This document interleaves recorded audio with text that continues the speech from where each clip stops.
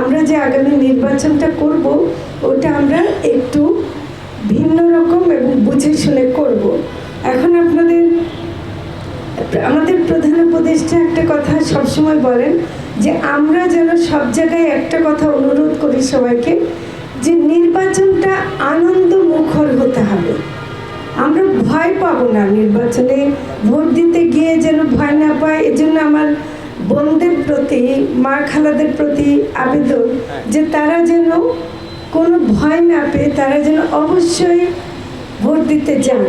আমাদের যারা নতুন ভোটার আছে তারা যেন অবশ্যই ভোট দিতে যান।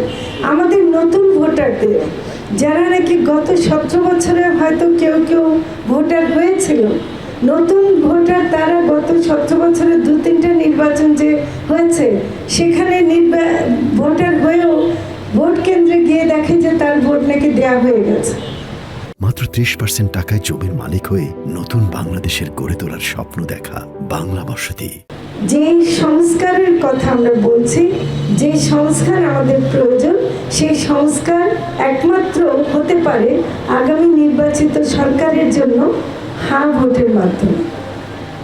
তার মানে আপনারা একই দিনে হ্যাঁ ভোটের সিলটা মেরে ওদেরকে বলে, আপনি যে প্রার্থীকেও ভোট দিয়েছেন সেই প্রার্থীকেও বলে দিচ্ছেন, বাবা তুমি যাই করো না কেন এই সংস্কারের কাজটা তুমি করবা, এটাই আপনি বলে দিচ্ছেন। তো ফলে আমার মনে হয় যে এখানে অনেকে মনে করেন হ্যাঁ ভোট মানে হলো একটা টিকমার্ক দেওয়া, কারণ হ্যাঁ মানে টিকমার্ক দেওয়া, না মানে ক্রস চিহ্ন দেওয়া, এটা একটা ভুল। কারণ আমি ঝালুকাঠিতে এবং পিরোজপুরে এই প্রশ্নটার সম্মুখীন হয়েছি, কিন্তু আসলে হ্যাঁ ভোটের সিলটা দেওয়াটাই হলো হ্যাঁ বলা, বা যদি নাও বলে তাহলেও সিলটাই দিতে হবে। তো সেজন্য আমি বলছি যে এই সিলটা অত্যন্ত মূল্যবান একটা সিল। এই সিলটা আমরা যেন দায়িত্ব নিয়ে দিই।